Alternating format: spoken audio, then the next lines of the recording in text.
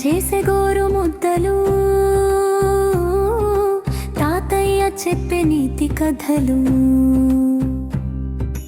వీధి దీపాల వెలుతురులో వాన చినుకుల కేరింతలు, ఏ పొరుగింటిలో వంట జరిగినా ఊరంతా గుమగుమలు,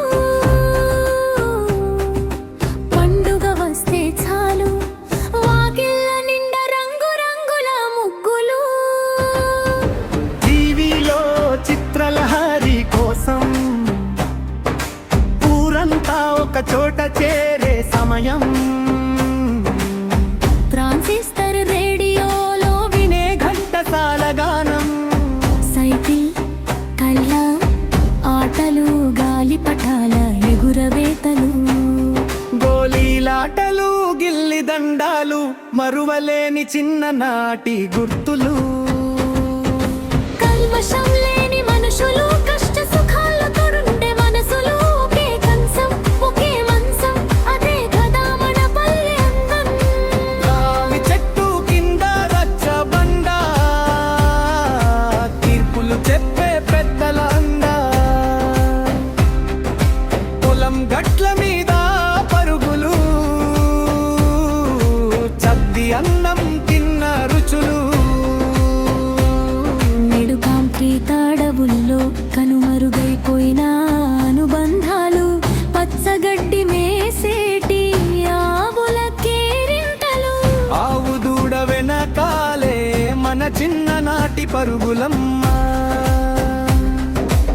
పాలు పితికే వేళ గిన్నెలో పడే చప్పుడు, దూడ కట్టిన మౌనం మనసు తడిపేటి అప్పుడు.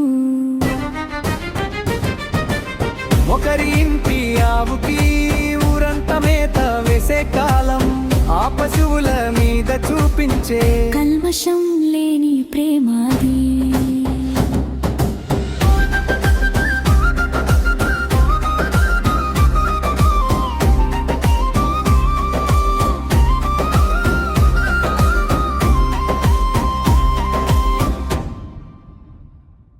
వరి కోతల పండుగ, కుప్పల మీద ఆటలు, ధాన్యం రాసుల మధ్య రైతన్న పాటలు, పొరుగు పొలం వాడు నీళ్ళ కోసం పిలిస్తే కలిసి పంచుకునే కమ్మని మనసులమ్మ.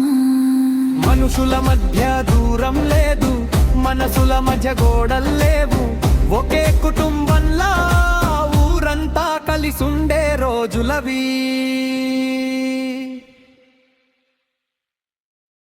మళ్ళీ వెనక్కి వెళ్ళాలనిపిస్తోంది, ఆ మట్టి వాసనలోకి, కల్మషం లేని ఆ పల్లెటూరి పలకరింతలోకి. హే ఆ